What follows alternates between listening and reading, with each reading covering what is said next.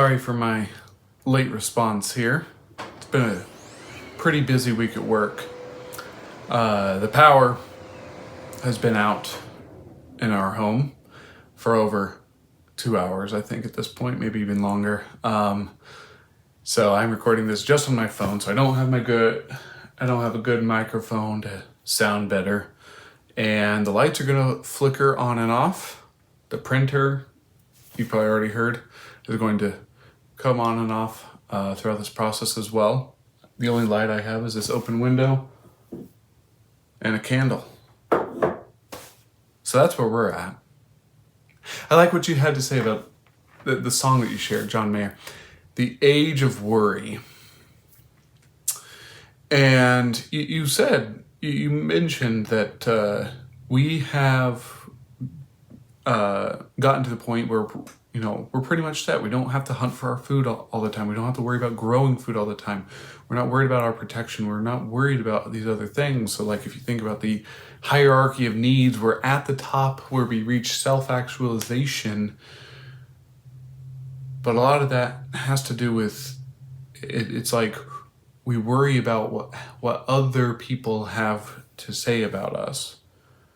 And I think that has a lot to do with the age of worry, is that we're not focused on our own like self-actualization, but like what others have to say about us more.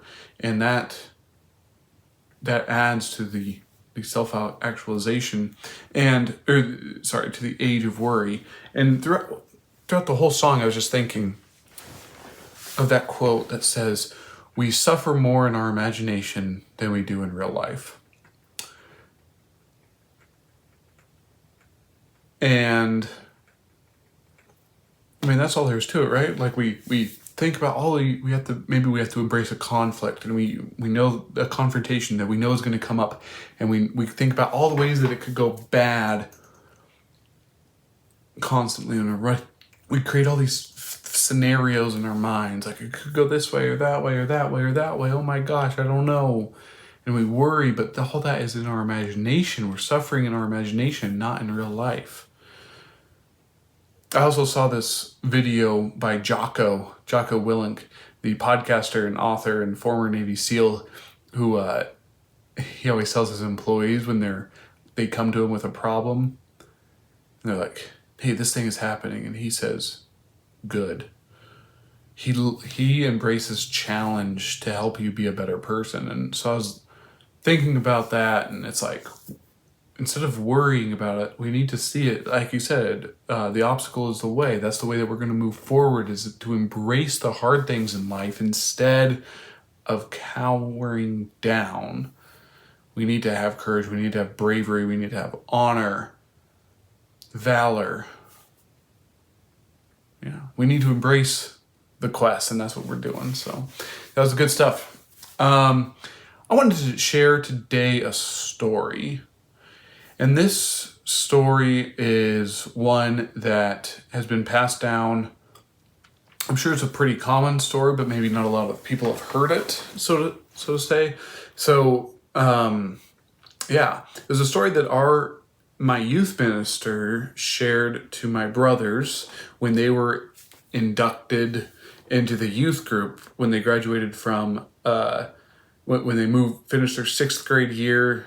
That, in late May, we'd have this ceremony to induct them into the youth group, where the children's minister was there, and then the youth group minister was there, and they'd just do a ceremony for all the kids moving on into the youth group. And the youth minister always shared this story. He shared it with both of my brothers' ceremonies, and then at mine as well.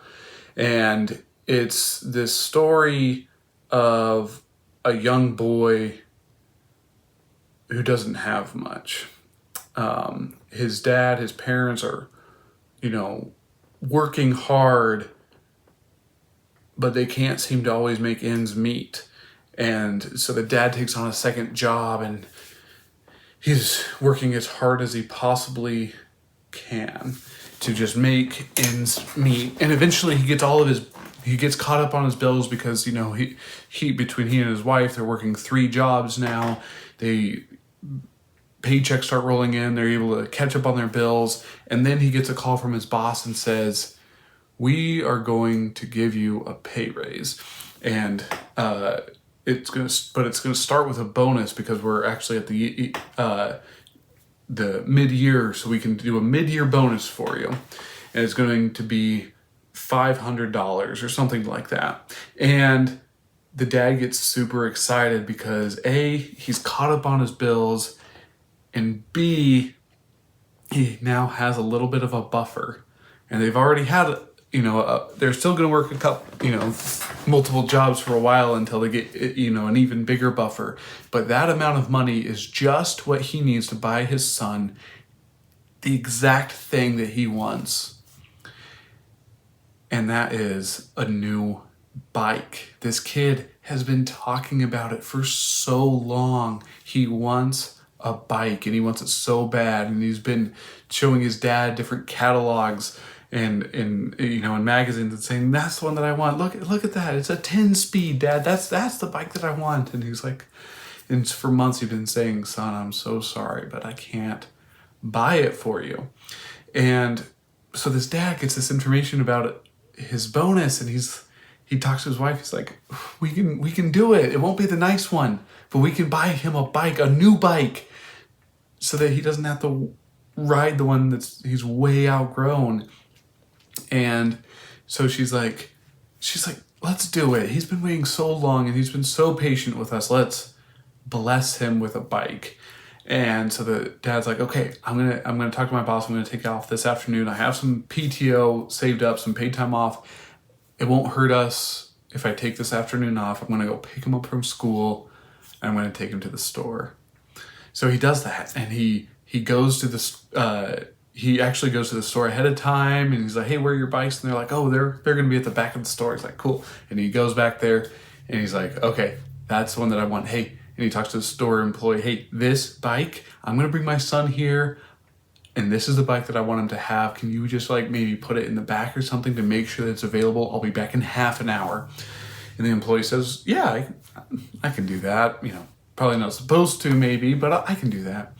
So the dad then goes to his son's school and picks him up, and, the son kind of slumps out, doesn't have the best day maybe. He says, hey buddy, I know something that's going to make your day. He's like, what? Well, it's a bit of a surprise, okay? We're gonna go to the store and we're gonna pick something out for you. And he's like, the son's like, oh my gosh, that's gonna be so cool, but he doesn't know what it could be because he knows that his parents just don't have the money for a bike, so it couldn't be a bike. So he takes his son to the store. And remember, the bikes are all the way in the back of the store. And they start walking through the aisles, and it's a long walk. And the son, he's pretty young, and he gets a little distracted, and he starts picking up random things. He's like, oh, Dad, is it this? And he's like, no, son, I got something way better for you in mind. Just come on. It's all the way in the back of the store. Just come with me. I'll show you. It's so much better than that. And the son's like, okay. And then he walks a couple more aisles and sees something else, and the son picks, oh, Dad, is it this? He's like, oh no, son, it's way better than that. He's like, okay, this is pretty cool. It's like a Transformer toy. It can't be better than that, right? And they keep walking. Same thing happens. The son reaches out. Oh no, son, that's not it. I got something way better for you. Just come with me. I promise. It's way better than that. And the son says, okay. And then he walks a bit farther and he grabs something else and goes, this is what I want. And the dad goes, oh, but son, I have something way better for you in mind. It's just at the back of the store and I want to keep it a surprise. Just trust me. It's so much better than that. And the son says, no, Dad, this is what I want. It's like, but son, I promise. Can you trust me? I have something way better in store for you in mind. It's at the back of the store. We just have to walk. It's 2 or 3 more minutes. And the son starts having a full-blown tantrum, screaming and saying, if you really love me, this is what you'll buy me. And the dad decides maybe my son isn't worth it. Not worth it. Maybe my son doesn't deserve. So he does. He gives in. He decides to buy his son that item that he has just picked out, saying, if you don't love me, then you won't. Then you'll buy. If you love me, then you will buy me this. And they went to the front of the store. They went to the cash register and they bought it. And all it was a tiny little bouncy ball that cost 25 cents. And when they got to the car, he said, "Son, are you happy?" And he was like, "Yeah, I got this." Okay. And the son never learned what he missed out on at the back of the store. If he had just been more patient, if he had just been more, if he could have persevered for just a bit longer. So that's the story of the Father and the Son. And obviously the Father represents God, and the Son represents us as his children.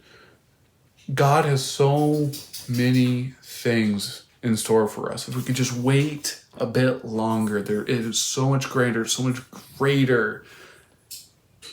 But instead we compromise and we decide that we are going to get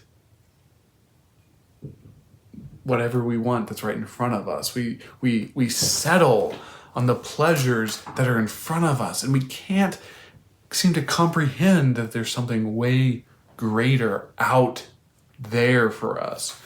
And it makes me so sad that I do this too, that I compromise on things, that I settled for things that I just couldn't wait to make it for something that would be way, way better. And that is, I mean, at the end of all times, that's the new heaven and the new earth. And that's our goal. But sometimes it's like we make heaven out to be something in the future, and it's going to be comfortable, but for some reason the pleasures of this life are somehow going to be better, and we're willing to sacrifice that for something in the here and the now.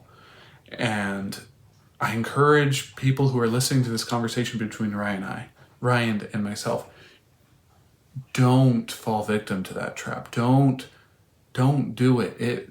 The plan is so much grander than our comprehension. We cannot understand, we cannot fathom how much God has in store for us. Sorry, Crystal just walked by outside the window. Kind of spooked me. We cannot fathom how much more God has in store for us if we can just be patient and ultimately trust in him. And that's what it takes. We need to trust in God. So that is the story that I wanted to share today. And that's all I have for now. Ryan, I look forward to what you have to say. See you next time.